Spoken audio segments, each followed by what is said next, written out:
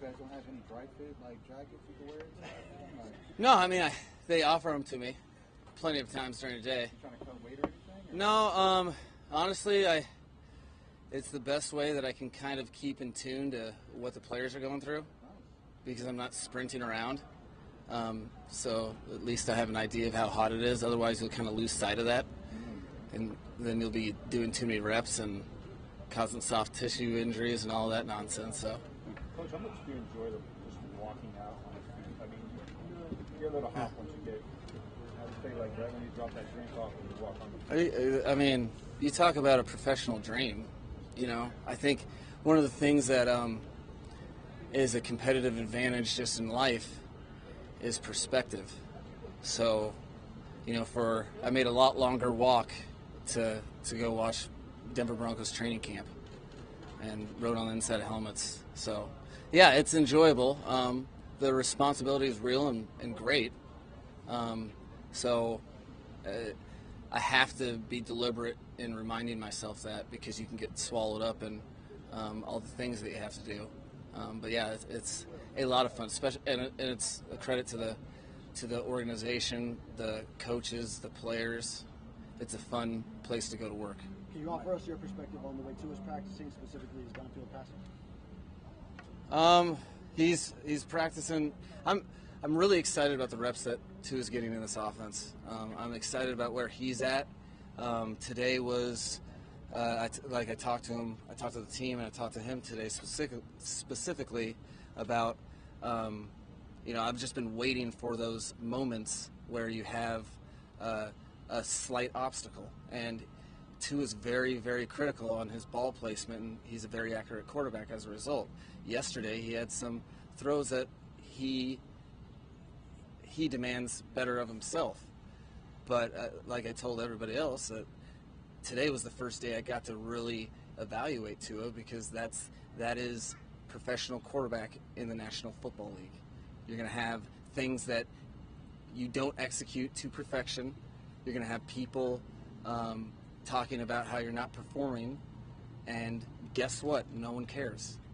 It's about leading, and he had a ton of energy, and I was very, very happy with his effort today because it was one of the million reps you need at that position to handle, the scrutiny, the pressure, all that stuff. And I think his teammates have really noticed a difference in him. He's opening up. He's kind of coming in his own in that regard, and he's been unbelievably coachable. He's let his guard down, and we've been able to keep his confidence high, which it should be right now for sure. While correcting him and getting his game better, which is the ultimate goal for everyone. It's interesting that you say that he's let his guard down with his teammates. Is that something that you've noticed or something that you were told initially when you got here? Well, it's projection it's what I've been told from a lot of people, and then I've noticed since he's been in the building a difference from then and now. Since we first got here and since April 4th started, I've noticed that directly, and then a lot of people have spoke on it that we're seeing a different side of him, and he's kind of coming into his own as a young man in terms of his personality, and it's again, I can't state it enough.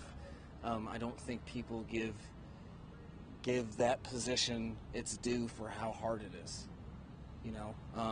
There's a lot of acclaim. You get a lot of free dinners when you go out to eat and things like that, but everyone has an opinion, and you're in charge of delivering the responsibility and executing from the snap the football to every player on the offense, and doing it with defenses these days are so multiple and they present so many problems. And oh, by the way, you're doing all this, and if you are indecisive, you are going to have your helmet hit off your shoulders because it's a physical part too. So that's why I'm so pumped. I know all of it. He's gained all of the new players on our offense, new to the Miami Dolphins organization that are new to Tua like me. I know he's gained their respect. that you can feel it.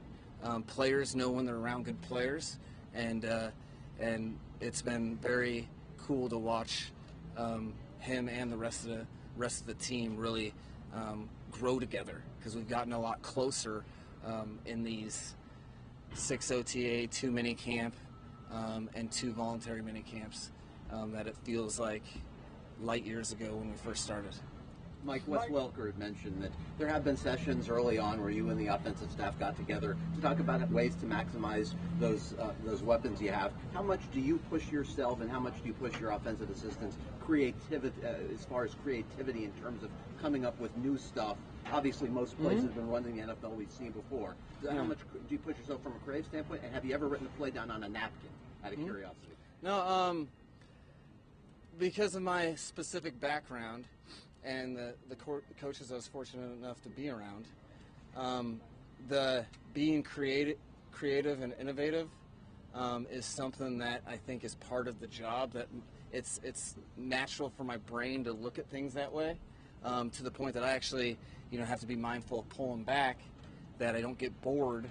Something that my previous boss always gave me a hard time with, because I'd always be trying to do the next, and I haven't mastered that yet. So I've been, when you're trying to install a new system to a group of guys, the bottom line is you could have the coolest plays that ever existed, but if the players don't execute them, your plays are not cool. So systematically I've been trying to really push forward, having a core basis, make sure all that stuff is, you have a working basis from which you can grow. And outside of that, I'm not really looking to innovate anytime until you're getting through your core portion of the training camp. But yeah, it doesn't ever leave. You're always, I have my iPad or my iPhone note app is my go-to. Yeah. And sorry, I get sweat in my eyes. So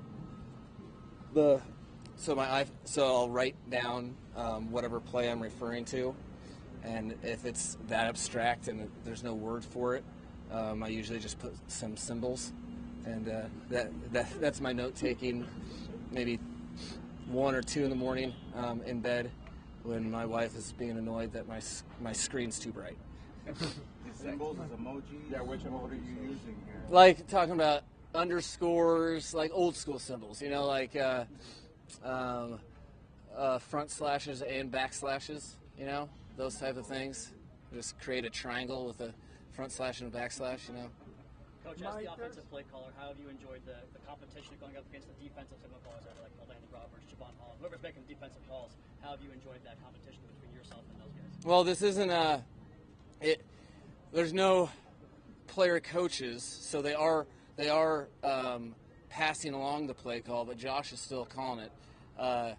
But yeah, that's a fun part of the process. You try to approach it in a way that you can allow your players to play, and while challenge them to a degree.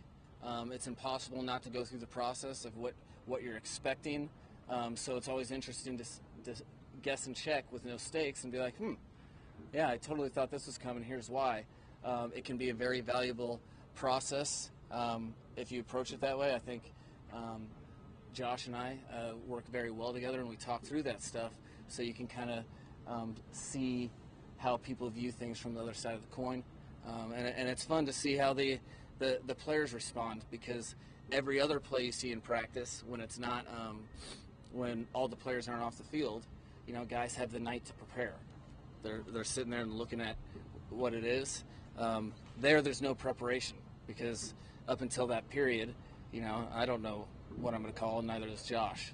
But that's a fun process. That, just like everything else in football, you're almost, I don't know, I don't get that excited when stuff works, because then I'm like, okay, there's going to be a humbling experience coming here soon, which is the nature of our business. Mike, final question here. I'm sure it's no surprise to you that there are questions about Tua's ability to go deep. And you have 2 guys who can definitely get behind defenses. Based on what you've seen how confident are you that Tua can deliver it that deep and deliver it accurately, like we saw today with that one pass to Hill, for example? So you're saying there was a good deep ball today? There was. Were you pretty confident that it would be completed? There was a couple. Here's the thing about quarterback that I always think is funny, that like you can only design plays that the quarterback has time to throw. And generally, within the time of the play, from a historical perspective, you can't get a receiver down the field past, 55, 60 yards when in what we call one-hitch timing. So it's about, you have to have a prerequisite arm strength to be able to throw it 60, in my opinion. And then if you're not going to be able to anticipate and you have to see something happen before you do it, you probably need to throw 70 because you have to wait to see it, and then the receiver gets down further. Hopefully you have the protection. The way we've always operated since 2005 when I got in the league is if a quarterback can see the defense and is accurate, then you just see if he can throw it 60 yards. I think he might have had a 55-yarder today, but that's why you hear no cause for concern at all from the players, because they know that too. Like he's plenty fast, and the great thing is he sees the field. He's not throwing the ball 85 yards, but I don't see the practical application of an 85-yard thrower unless you have the best offensive line in the history of football, and the defense is poor to add on rushers when you're max protecting. Thanks, guys. Yeah. Thanks, Mike. Hopefully next time I can see.